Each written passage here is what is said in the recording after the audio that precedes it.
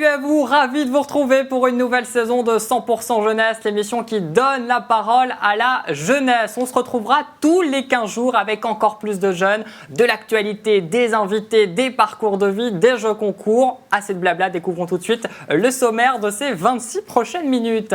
La rentrée scolaire, c'est dans quelques jours. Comment la jeunesse s'y prépare-t-elle et surtout est-on prêt à l'accueillir? Focus ce soir sur l'Université de Lorraine avec sa vice-présidente Sabine Chopin-Guillot. Chaque année, c'est le même casse-tête pour trouver un logement étudiant. Certains ont donc fait le choix de la cohabitation intergénérationnelle. On vous explique tout avec nos invités, Saverio Monferrato de l'association Un Toit de Génération et Alison Picard. Puis rencontre avec un rappeur de 21 ans après son dernier projet Pop Island. Que nous réserve-t-il? Popsito nous détaillera tout en fin d'émission.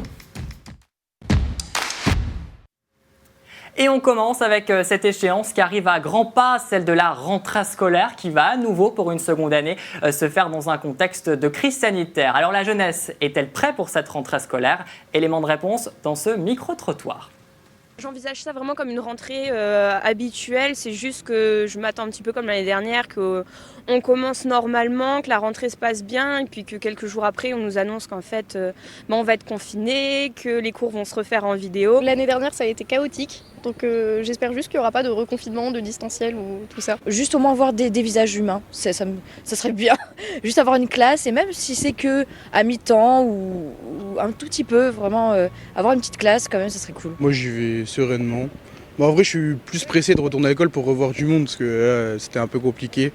Et avec les passes sanitaires, ça va redevenir normal. J'ai entendu parler de trucs en disant que ceux qui sont vaccinés peuvent quand même aller en cours. Donc ça me rassure quand même pas mal. On espère que cette année-là va être bien, mais après je sais pas trop à quoi m'attendre. Je suis un peu qui vivra verra. Bonjour à mes invités, bonjour à vous quatre. Merci d'être des nôtres. Alors, on vient de voir ce premier micro-trottoir justement sur la rentrée scolaire. On va parler avec vous, Sabine Chopin-Guillot, pour commencer. Du côté de l'Université de Lorraine, est-on prêt à accueillir les étudiants ? Oui, du côté de l'Université de Lorraine, on se prépare effectivement à accueillir les étudiants et pour rassurer ces étudiants que vous avez interrogés dans votre micro-trottoir, nous allons commencer avec une rentrée en présentiel, comme ça a été annoncé par le ministre de l'Éducation nationale pour les écoles. Donc tous les étudiants seront accueillis dès les dates prévues de rentrée selon les composantes de formation. Alors c'est une bonne nouvelle, sans doute, de cette rentrée en 100% en présentiel. Tout de même, il y a le variant Delta qui est présent assez massivement. On l'a entendu également dans le micro-trottoir, les étudiants redoutent le potentiel cours en distanciel. Là aussi, on est prêt si jamais. Alors, on est prêt si jamais. Alors, la rentrée, elle se fait en 100% présentiel, mais avec les gestes barrières, c'est-à-dire le port du masque obligatoire. Donc, on fournira le masque, évidemment, à nos personnels, mais aussi à nos étudiants. La distanciation sociale dès qu'elle est possible, le lavage des mains, etc. Enfin, vous les connaissez tous maintenant, je ne vais pas tout détailler. Et l'aération des salles, notamment, très régulièrement. Est-ce que vous comprenez le protocole sanitaire de rentrée? Alors, on va peut-être l'expliquer pour nos téléspectateurs pour l'université. Si vous êtes cas contact non vacciné, vous retournez chez vous, suivre les cours en distanciel tout en étant isolé. Et puis, si vous êtes vacciné, vous restez à l'université, puis finalement, vous continuez votre vie d'étudiante. Est-ce que vous comprenez ce protocole sanitaire ? Oui, on le comprend. On sait que la vaccination protège et donc nous, on va insister auprès des étudiants et de nos personnels évidemment pour les inciter à se faire vacciner. On va organiser cela au sein des composantes en lien avec l'agence régionale de santé et le CHU, par exemple, à Nancy. Donc, il y aura des vaccinodromes sur vos campus à la rentrée? Il y aura des vaccinodromes sur nos campus, alors pour des dates déterminées, pas tous les jours, mais au moins une fois sur chaque campus, il y aura possibilité de se faire vacciner. Et par exemple, dans les Vosges, on aura ce qu'il appelle un Vexibus qui ira d'un campus à l'autre. Bon, on suivra ça de très près pour cette rentrée scolaire. Selon vous, comment on peut éviter de potentiels clusters au sein de votre université? La solution, c'est la vaccination, évidemment. Plus on aura d'étudiants vaccinés, moins le risque de cluster sera important. Actuellement, un grand nombre de personnes de la tranche d'âge 18-24 ans est déjà vaccinée, a déjà une première injection, c'est de l'ordre de 80%. Donc on imagine qu'un grand nombre de nos étudiants seront vaccinés. Donc ça, c'est ce à quoi on va les inciter sans les obliger. Il n'y a évidemment pas de passe sanitaire pour assister aux cours et aux activités habituelles, c'est-à-dire à la bibliothèque universitaire, au restaurant universitaire ou à la vie associative, même au sport. Donc ça, c'est autorisé. On n'aura un passe sanitaire que pour les événements qui accueillent des personnes extérieures. Alors justement, il avait été question dès le début de l'été de rendre obligatoire le pass sanitaire dans les universités, rapidement mis de l'écart par le ministre de l'Éducation nationale. Si, et je prends bien le conditionnel, si le pass sanitaire est rendu obligatoire dans les universités, est-ce que vous pensez que c'est une bonne nouvelle, mauvaise nouvelle, et surtout, est-ce que logistiquement, c'est possible chaque jour de contrôler vos 62 000 étudiants ? Alors, là, la décision, évidemment, ne nous appartient pas. Si on nous l'impose, on le fera. On est capable de faire, avec plusieurs entrées dans chaque composant, de vérifier, comme c'est fait actuellement dans les restaurants. Je ne pense pas que ce soit impossible à l'université, même si c'est un lieu ouvert où on peut accéder assez facilement. Mais là, on suivra, évidemment, les consignes qui nous seront données. Bon, pour l'heure, ce qui est sûr, pas de passe sanitaire obligatoire dans les universités et une rentrée en 100% en présentiel. Merci infiniment Sabine Chopin-Guillot d'avoir accepté notre invitation. Je le rappelle, vous êtes la vice-présidente de l'Université de Lorraine en charge de la formation. Avant la rentrée scolaire, il faut trouver un logement et c'est le début de casse-tête pour beaucoup. Mais attendez, on a trouvé la solution pour vous. On en parle tout de suite dans notre parcours de vie.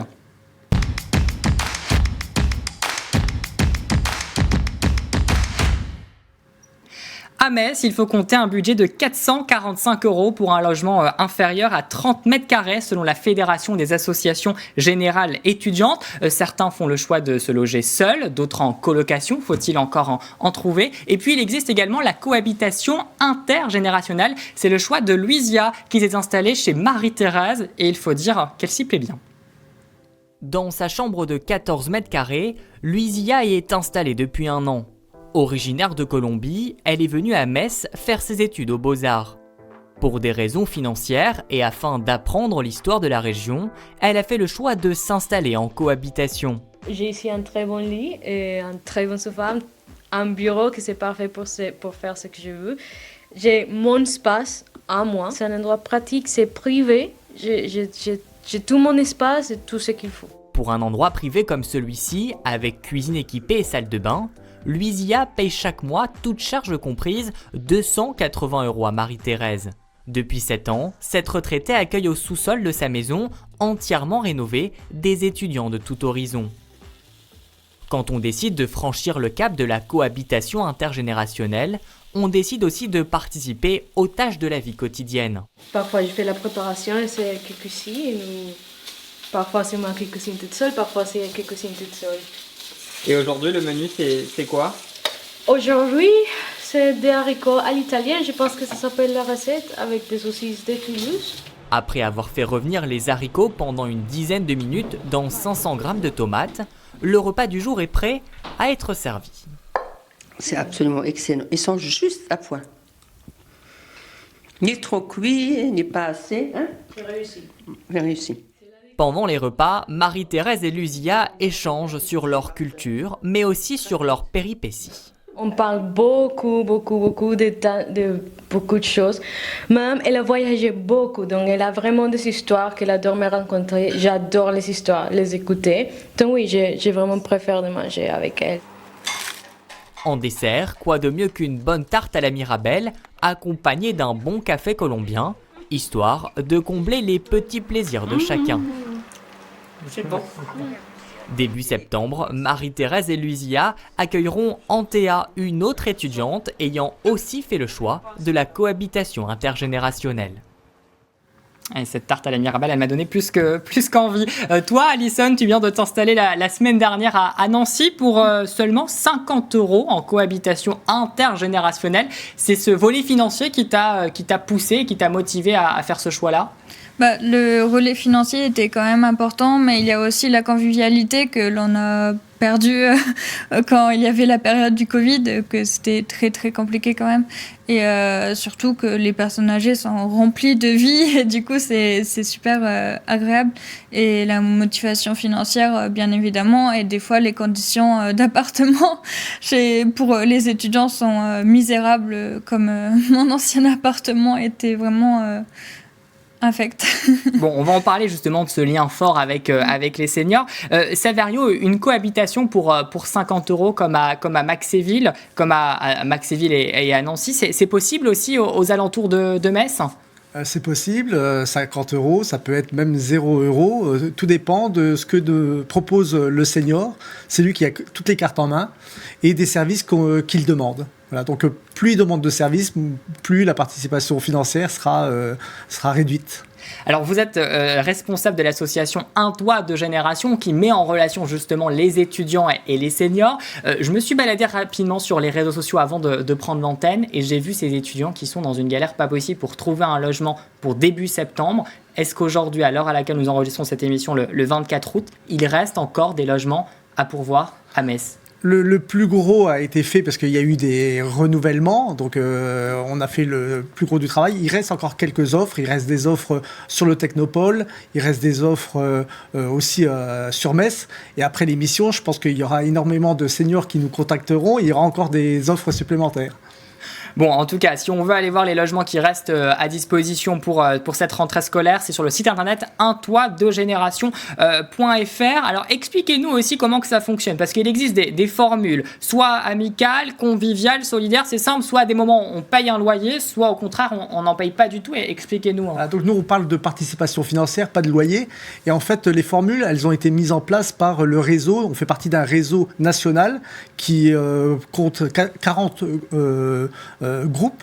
Et donc, en fait, comme je l'ai dit tout à l'heure, les formules, nous, on fait plutôt des formules par rapport à ce que demande le senior. Donc, la participation varie des services que vous rendez. C'est un échange de bons procédés. Je te loge, mais en même temps, j'ai besoin de ta compagnie. C'est gagnant-gagnant, c'est de l'entraide. Chacun a un besoin. Et voilà, donc elles se mettent ensemble et c'est gagnant-gagnant.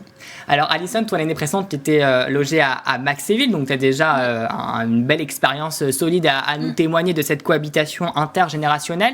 Avec Alice qui te loge maintenant à Nancy, comment que ça se passe depuis une semaine et demie ? Très très bien, je suis vraiment impressionnée par son histoire de vie. Elle est remplie d'histoires. Ce qui me fait surtout rire, c'est que chaque objet dans sa maison, dans son appartement, est rempli de vie. Chaque objet a une histoire et c'est incroyable à chaque fois. En fait, tous les soirs, je passe 1 heure chez elle à discuter ou à faire, par exemple, hier c'était la lessive ou des fois j'ai nettoyé les tapis, par exemple. Et on discute tout autant et elle me raconte à chaque fois son histoire de famille, etc. Et c'est vraiment très agréable pour elle. Toi qui voulais pas te retrouver toute seule, finalement, c'est le bon compromis de loger chez un senior. Oui. Alors, tu nous disais également, tu me disais en off tout à l'heure, tu as l'impression d'être sa petite fille. C'est quand même fort, quand même, en 1 semaine et demie, d'être partie intégrante de sa famille. En fait, avant de cohabiter chez elle, j'ai été plusieurs fois chez elle, 1 fois par semaine. Je discutais avec elle de ce qu'elle voulait, etc., pour être sûre de ce qu'elle me demandait. Et en même temps, on a pris connaissance de chacune. On a, par exemple, dimanche-là, on a fait un repas de famille avec ses amis, etc. Et du coup, ils m'ont super bien accueillie. Ils m'ont pris dans leurs bras en disant c'est trop bien que tu sois là. Ça aide vraiment Alice, et surtout quand on s'inquiétait pour elle. Enfin, voilà. Il y a une vraie cohésion. On l'a vu justement dans le reportage avec Luisia et Marie-Thérèse, ce lien fort. Là, tu nous le racontes très bien finalement, Alison. C'est important ce lien entre les seniors et les étudiants. C'est un peu ce qui fait la cohabitation intergénérationnelle, qu'elle se passe bien. On appelle ça de la cohabitation intergénérationnelle solidaire. Parce qu'elles sont solidaires, elles s'entraident. Et donc, elles cuisinent ensemble, certaines cuisinent ensemble, elles sortent ensemble, elles voyagent ensemble, voilà. Elles partagent beaucoup de moments de vie ensemble. Alors, depuis en un an, on va le dire, c'est 32 offres seniors à peu près que vous recevez et 34 contrats de cohabitation qui sont signés chaque année, donc c'est quand même assez conséquent. Si on a des seniors qui nous regardent et qui ont été séduits par les dires d'Alison, les images qu'on a pu voir, quels sont finalement les critères pour accueillir un étudiant chez soi? Quels sont les profils que vous recherchez? Donc, il faut avoir plus de 60 ans et il faut disposer d'une chambre meublée pour pouvoir accueillir le jeune, qu'il soit étudiant, apprenti.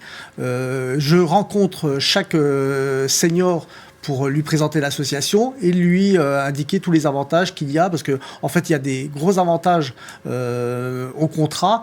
La participation financière, on n'a pas à déclarer aux impôts ce petit revenu complémentaire. Pour les étudiants aussi des avantages, il peut demander aussi des APL. Donc sur les 50 € que paye Alison, elle peut même demander encore une aide des APL. Donc des fois vous pouvez être logé même à titre gracieux.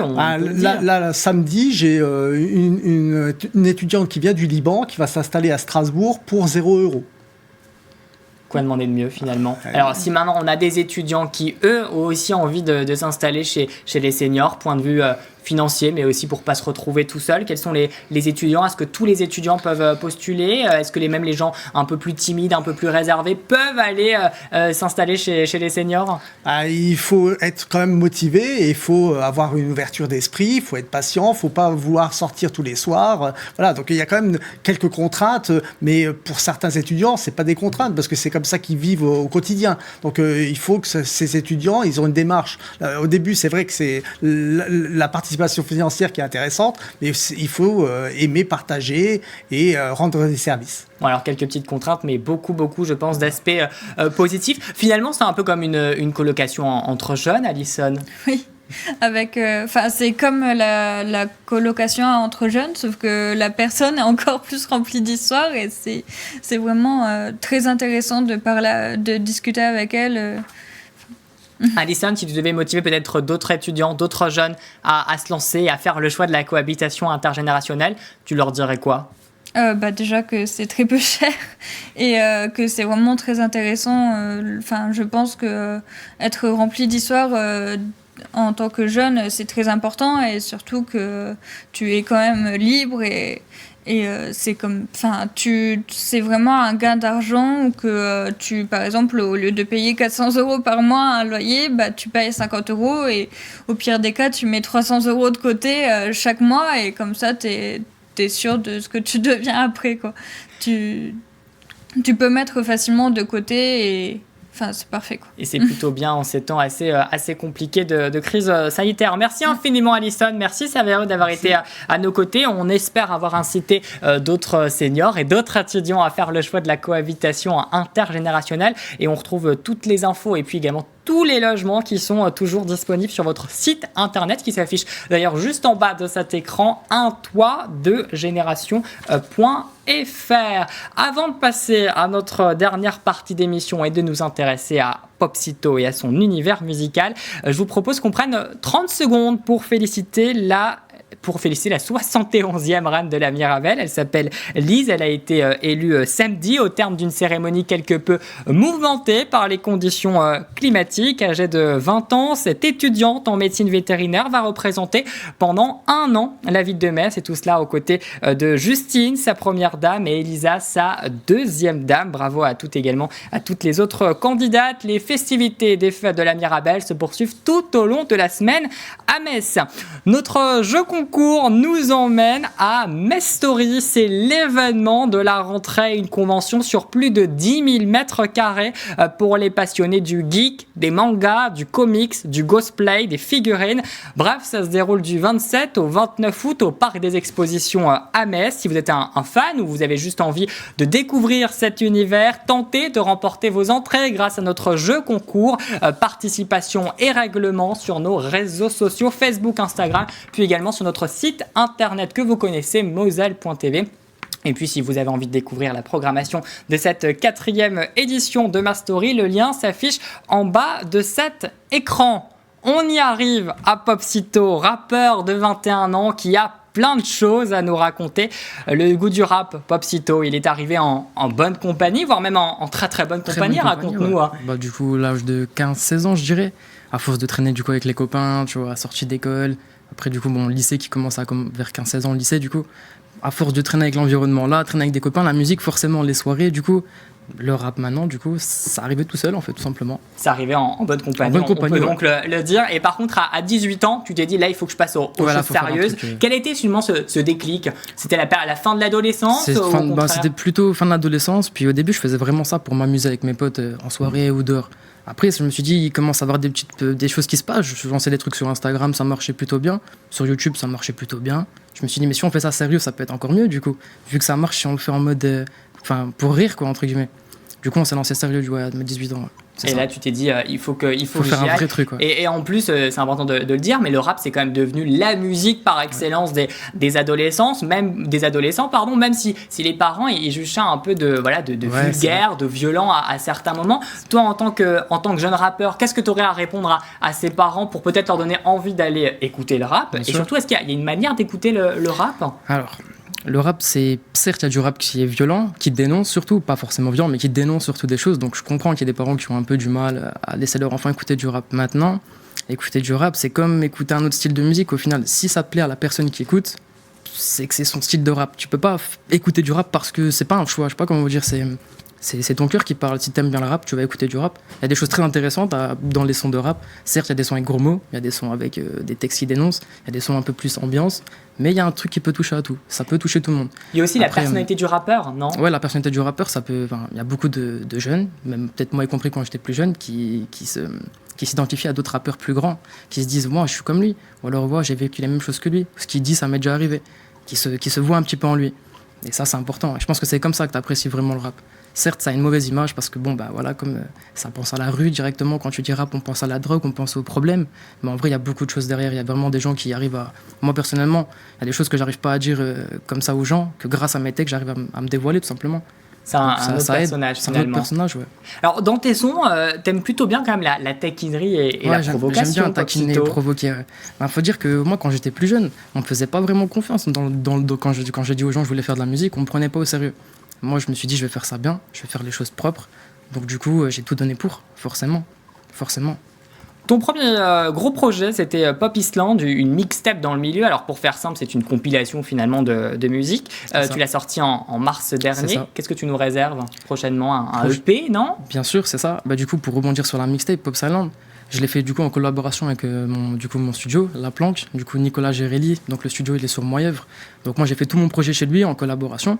Et j'étais accompagné du coup de mon manager, Alexandre. Donc du coup, c'est là qu'on a commencé à faire un vrai projet et on s'est dit, bon, on jauge un peu, quand on envoie, on voit le retour des gens, leur avis.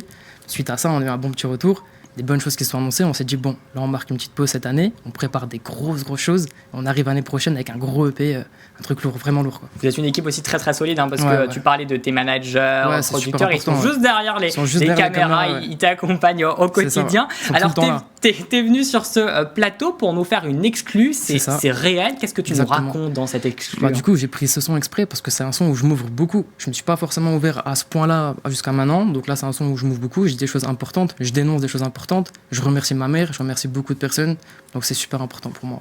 Ça dit de nous la faire en live. Parfait. Alors, prends le micro. Le temps pour moi de vous remercier de votre fidélité. On se retrouve, alors attention, le mardi 7 septembre à 19h pour la suite des aventures. À bientôt et salut. Et tout de suite, c'est Popsito avec Céréales. C'est une exclue disponible sur toutes les plateformes de téléchargement. Dans la semaine, c'est à toi.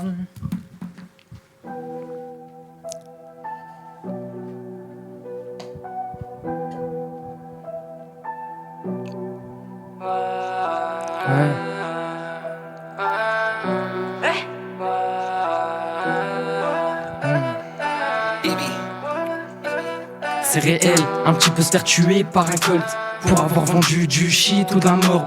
Ouais, ma gueule faut des pesos, je veux les dernières peu ça. Pour s'habiller c'est Taro, Gucci, Fendi, moi je veux tout ça. Ah mais là je suis tout seul, Dieu merci je suis pas sale. Je remercie la daronne qui sacrifie pour ma vida. Le regard est vide, cœur rempli de noireux, Non, dis même pas que je débute, à ce qui paraît je débite. Ils critiquent depuis le début, aujourd'hui c'est des gros débiles. Trace ta route, c'est tes bails, ils viendront tous te critiquer. Pas de doute au cas, c'est que tu les auras piqués. J'pull up, si t'y arrives, ils auront le démon. J'accepterai le job quand j'aurai plus un sur le con.